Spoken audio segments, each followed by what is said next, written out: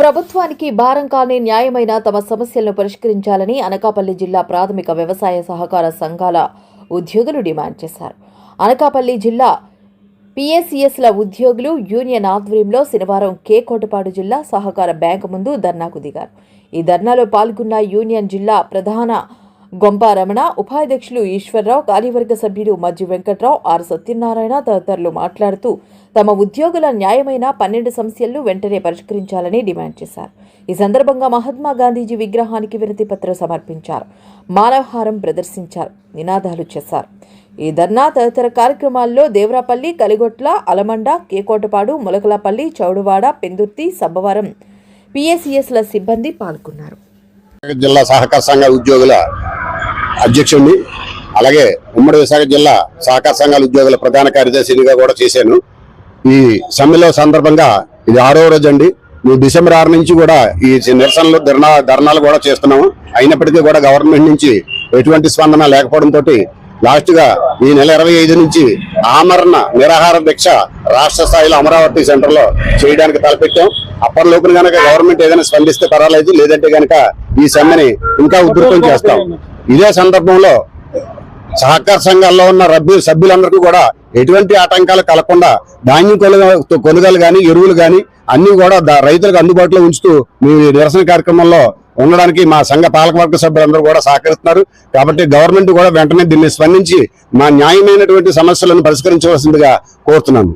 అనకాపల్లి జిల్లా పిఎసిఎస్ ఉద్యోగుల union general సెక్రటరీని. మేము ఇంచుమించుగా 60 రోజుల పైబడి కూడా మా యొక్క న్యాయమైన కోరికల గురించి ఈ రోడ్డును ఎక్కవలసి వచ్చింది. ఎన్నోసార్లు విన్నపాలు, వినతి పత్రాలు కూడా ప్రభుత్వ అధికారులకు మరియు ప్రజాప్రతినిధులకు కూడా విన్నవించుకుంటూ మా యొక్క న్యాయమైన కోరికలు తీరుతాయని ఇంతవరకు కూడా ఆశించాము. కానీ ఈ 60 రోజులు బట్టి కూడా రోడ్డు మీద వివిధ రూపాల్లో మా యొక్క నిరసన కార్యక్రమాలు తెలియజేయడం జరిగింది. కానీ ఈ ప్రభుత్వం నుంచి కానీ ఈ ప్రభుత్వ అధికారుల నుంచి కూడా ఎటువంటి స్పందన రాలేదు. మా యొక్క కోరికలు కూడా గవర్నమెంట్ మీద ఎటువంటి ఆర్థిక భారం పడలేని కోరికలు. మా ప్రధాన డిమాండ్ అంటే 2019 నుంచి కూడా పే రివిజన్లు 3 దఫాలు కావాలి. ఆ పే రివిజన్స్ కూడా చేయలేదు. వాటిపై గవర్నమెంట్ ఎటువంటి కూడా స్పందన లేకుంటుంది. ఆ తర్వాత జీవో నెంబర్ 36 వరకు 2 లక్షల వరకే ఇచ్చారు. ఏమైనా జరిగితే అది కూడా మాకు గ్రాట్యుటీ చట్టం ప్రకారం అమలు చేయాలని కూడా కోరుకుంటున్నాము. అలాగే అన్ని ప్రభుత్వ సంస్థలు కూడా ఈ మెడికల్ క్లెయిమ్లు అవి కూడా ఉద్యోగస్తులు కల్పించారు. మాకు కూడా ఈ మెడికల్ క్లెయిమ్లు కూడా మా ఉద్యోగస్తులు కూడా కల్పించాలని కోరుకుంటున్నాము. అలాగే లైఫ్ ఇన్సూరెన్స్ కూడా ఎవరైనా ఏదైనా జరిగితే దానికి ఆ లైఫ్ ఇన్సూరెన్స్ లో భాగంగా మాకు ప్రతి గవర్నమెంట్ ఎంప్లాయీకి కూడా దగ్గర 20-30 లక్షల వరకు ఉంది. మాకు కూడా అది వర్తింపు చేయాలని కోరుకుంటున్నాం. ఆ తర్వాత ప్రభుత్వం ప్రవేశపెట్టిన కంప్యూటరీకరణ మాత్రం 2 సంవత్సరాల క్రితం ప్రారంభించి ఫుల్ ఫ్లెడ్జ్డ్ గా 2019లో తర్వాత జాయిన్ అయిన కుర్రోళ్ళ చేత పూర్తిగా వర్క్ చేయించాము. ఆ 2019 తర్వాత జాయిన్ ఉద్యోగస్తుల్ని ఈ గవర్నమెంట్ తీసేయడానికి ప్రయత్నిస్తుంది.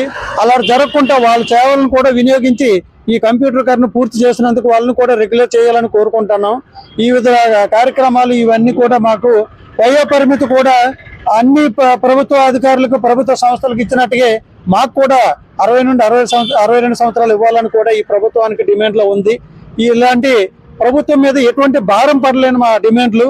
ఈ డిమాండ్లు పూర్తయ్యే వరకు కూడా మా యొక్క ఈ పోరాటం కూడా ఆగదని తెలియజేసుకుంటూ మీ రకం కూడా ఈ ప్రభుత్వానికి కనువిప్పు కలగాలని కోరుకుంటున్నాం.